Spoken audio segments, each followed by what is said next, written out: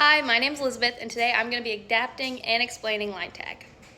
First, to start off with the regular rules of line tag, it's very similar to freeze tag, but you have 2 freezers and 2 unfreezers, and then everyone, including them, is only allowed to run on the lines. This is played in a gym, so you have 3-point line, free throw line, volleyball lines, half court lines, all of those, the outside, like the out of bounds lines. You can run on all of those, but only those, and if you get off, then you're out and you have to sit down. If you get tagged, you're out and you have to sit down. And then if the taggers get the unfreezers, then the game's over and the taggers win. If they're unable to do so in a reasonable amount of time before you want to switch up who's who, then everyone else wins. All right, so I'm going to go ahead and show a clip of what that looks like being played.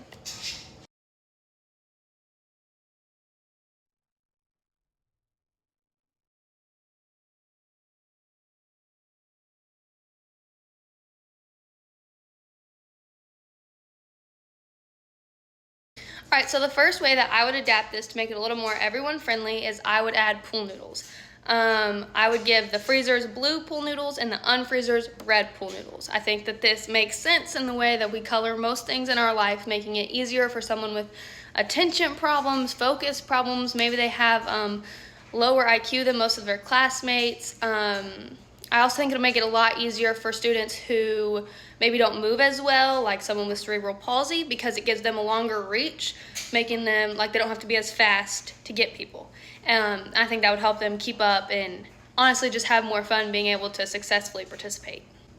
Another way I think the pool noodles would help is if I had a student with vision problems.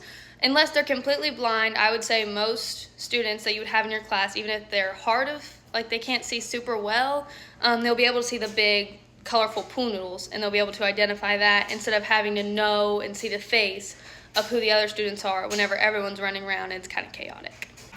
The final possible way I thought could be helpful to adapt this would be to make it you only assign taggers or freezers, because then everyone else can be labeled as unfreezers. And I think when working with people who have abilities that make them, they've developed slower than their peers, and so they might be more on the level of like younger school age kids, it helps them to feel like they have a job, and they might not be invested if they don't get one of the labels. And so this way everyone has a job and no one's just running around. All right, and so for today, the adaptations that we made were adding the pool noodle and then making it to where everyone is an unfreezer to make everyone feel more involved, make it easier to see, easier to tag people, help keep people invested because they're both successful and feel involved. And so I'm gonna go ahead and show what that looked like.